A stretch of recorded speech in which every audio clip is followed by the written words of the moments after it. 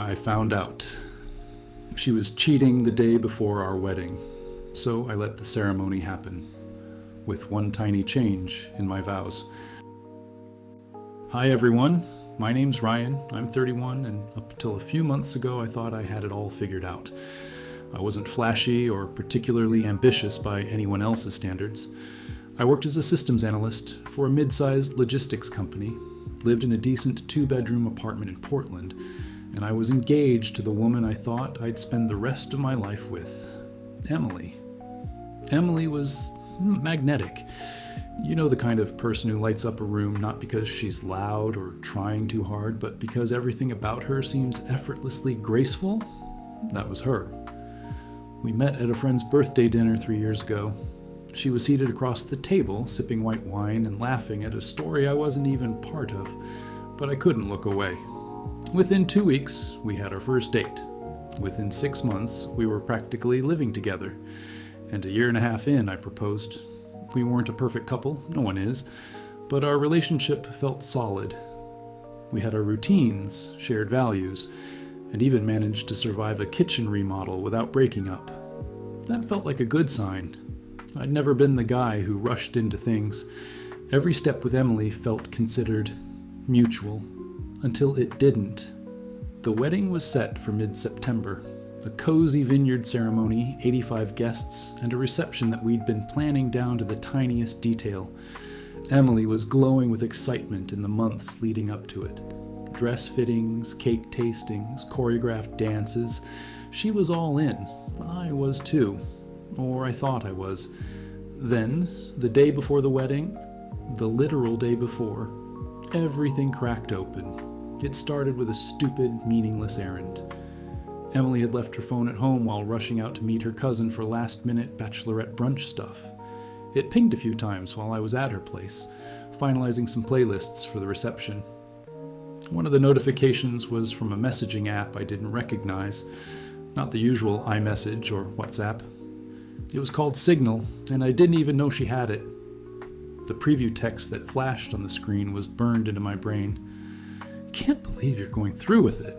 Last night should have been the moment we stopped pretending. At first I froze. My stomach dropped. I tried to tell myself it could be a joke, maybe some drama with a friend, maybe a cryptic message about something completely unrelated. But that hope didn't last long. I opened the app, and what I found shattered everything. There were weeks of messages, late-night confessions, plans to meet, and photos. Nothing explicit, but suggestive enough to leave no doubt. The person she was messaging, her coworker Nick, someone I'd met more than once, someone who shook my hand with a warm smile at the engagement party. They'd been seeing each other for at least 2 months, right under my nose. And the worst part? Her tone in the messages wasn't one of guilt or indecision. It was full of longing and familiarity, as if I was the lie she had to maintain, not the other way around. I sat there, in her living room, staring at this hidden version of the woman I was about to marry in less than 24 hours. The playlists I had just finished curating were still playing in the background. I could hear our song coming on, and something inside me broke. I didn't confront her that day. I didn't storm out. I didn't call the wedding off. Instead, I made a decision, one that would haunt and liberate me at the same time. I was going to let the wedding happen. But my vows, those would be the truth. The night before the wedding is supposed to be a mix of nervous excitement and last-minute prep. That's what I told myself when I couldn't sleep. But I knew that wasn't what kept me awake. I lay there, staring at the ceiling fan spinning above me like it had all the answers I didn't. I kept replaying the messages I saw. Her name, his name, the timestamp, the casual tone, like they hadn't just ripped the floor out from under me. A part of me still wanted to believe it wasn't real, that I had misread something, misunderstood a joke, or maybe stumbled on some elaborate prank. But the pit in my stomach wouldn't let me pretend. My hands were shaking, and not from wedding jitters. It was the shaking that comes when your whole world shifts and there's nothing to grab onto. I remember checking the messages over and over, zooming in on screenshots like I'd suddenly spot a detail that would exonerate her. Maybe it wasn't her number. Maybe it was an old chat. Maybe. But it was her. And it was recent. The worst part? It wasn't a one-time thing. It wasn't some drunken mistake she regretted. It was ongoing, coordinated, emotional, and physical. They had their own little world, and I wasn't part of it. I was the sideshow, the placeholder. The guy footing the wedding bill, making speeches about forever while they laughed behind my back. I should have confronted her. That would have been the normal response. But I didn't. I didn't scream or pack my bags. I didn't even text her. Instead, I lay there in silence, staring at my phone like it was a bomb I couldn't disarm. Somehow, I fell asleep around 4 a.m. Not real sleep, more like drifting into unconsciousness because my body had nothing left to give. When I woke up, everything was mechanical. I went through the motions: shower, shave, suit up, like I was playing a character.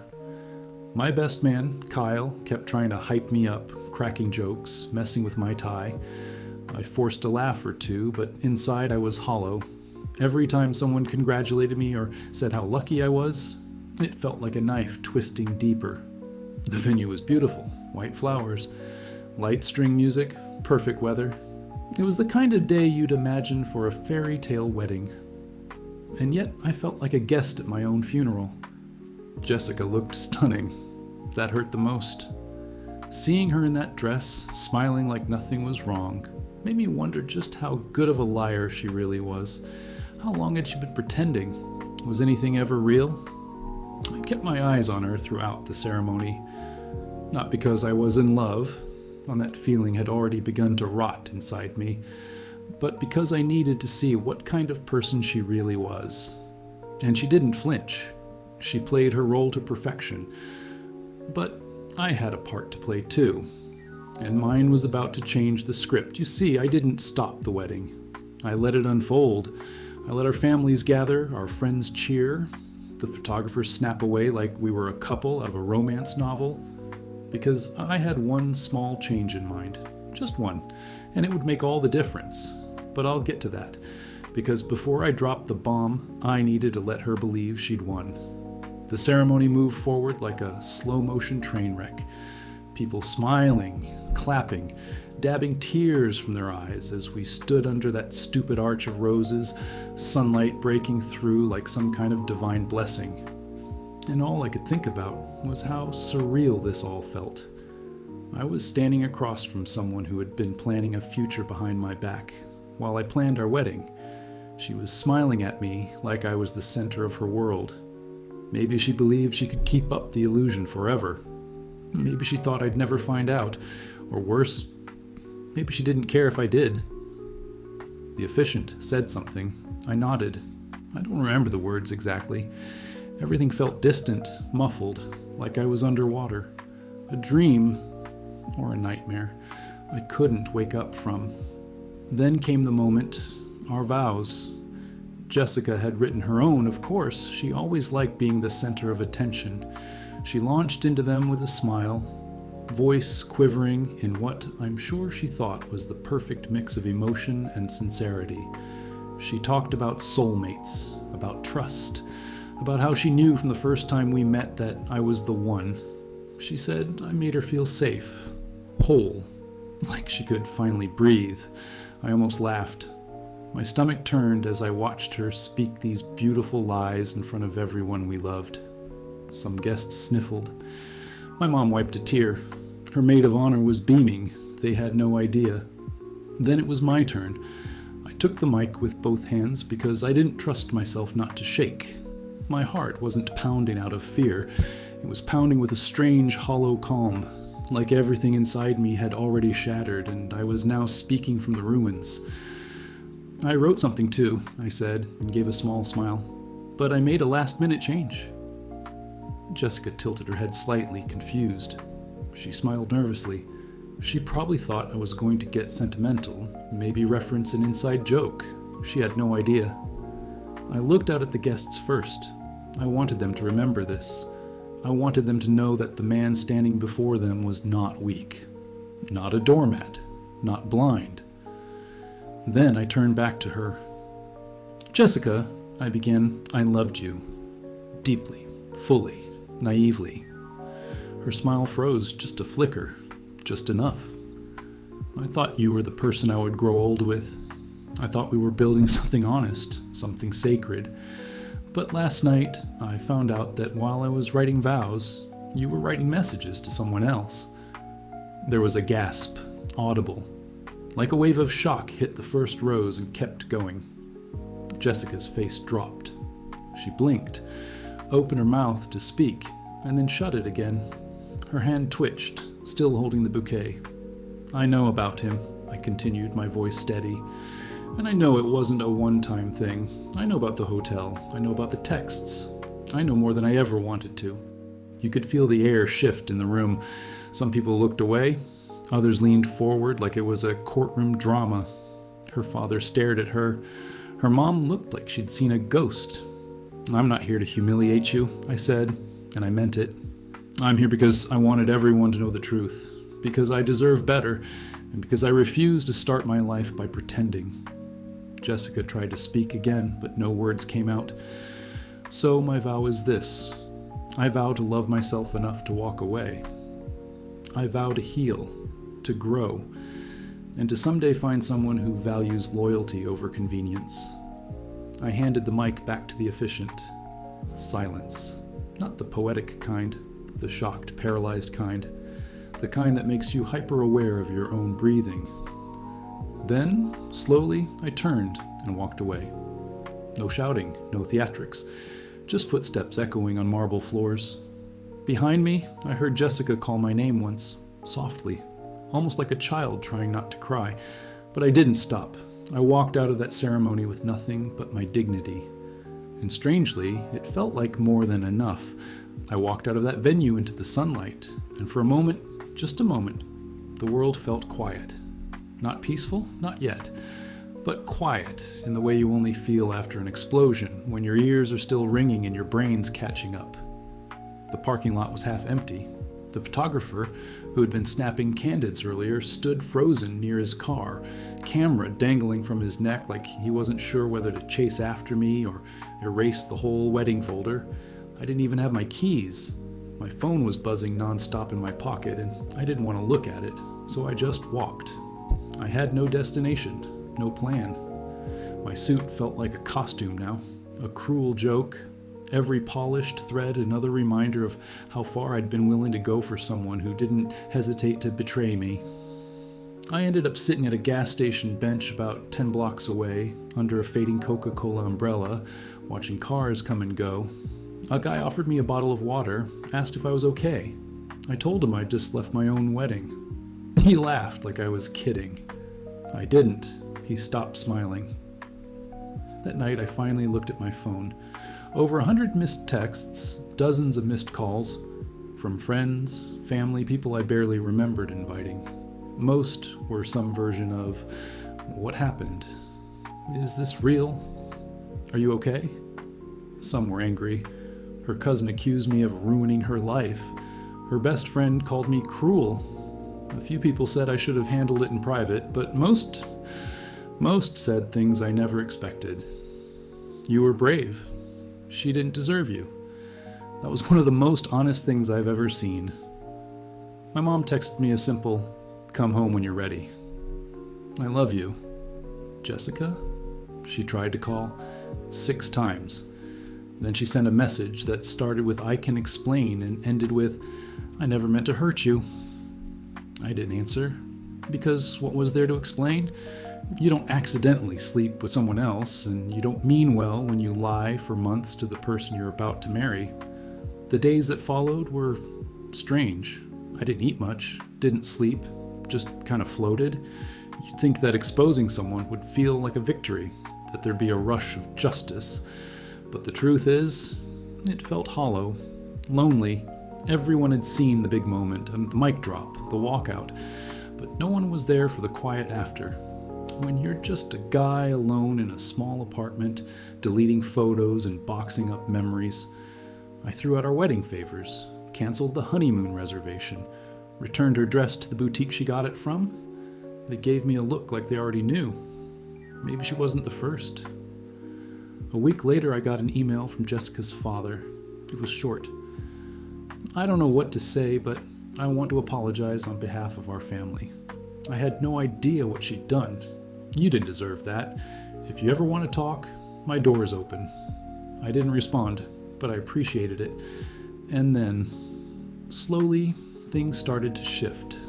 I started journaling, went back to the gym, took some freelance projects to keep myself busy. One of my old college friends reached out after seeing the video. Yeah, apparently someone recorded the vows and posted them online. It went viral, like millions of views viral. At first I hated that, but then I started reading the comments. People from all over the world thanking me for speaking up, for not marrying someone out of fear or shame, for showing that dignity doesn't mean silence. One comment hit me hard. You didn't lose a wife, you dodged a bullet, and you taught the rest of us that it's never too late to choose yourself. That's when something started to crack open inside me. A tiny light, not healing, not yet, but hope. Update. 2 months later, I moved to a new city. I rented a small apartment closer to the office where I was offered a new position after my viral video. I'm now working in communications and crisis management. After the ceremony, I officially severed all ties with Jessica. We don't talk anymore. She tried reaching out 3 times, but I didn't respond. Her family sent an apology letter. I thanked them and closed the matter. Most of my friends supported me. Those who criticized me for the tough move are no longer part of my circle. I'm not depressed. I'm not seeking a relationship, but I'm not closing myself off to one either. I'm focusing on regaining my personal balance. I'm seeing a therapist, and that's been a good decision. My video has gained 8.4 million views. I've been invited to speak on podcasts and online panels about relationships, infidelity, and psychological boundaries. I accepted 2 invitations, declined the rest. The most important thing, I no longer feel humiliated or broken. It took courage to face the truth and not stay friends with someone who betrayed my trust. And I'm proud of myself. Update, 6 months later. It's been 6 months since that wedding that didn't turn into a wedding. Life has stabilized. Work is going well. I got a promotion and now lead a separate communications branch. The team is strong, and the management appreciates me not just for my professionalism, but also for the composure I had to demonstrate publicly. Jessica hasn't reached out. From mutual acquaintances, I found out she's gone abroad for a few months. Your social media accounts are private. I don't care, I'm not keeping track. I'm living alone.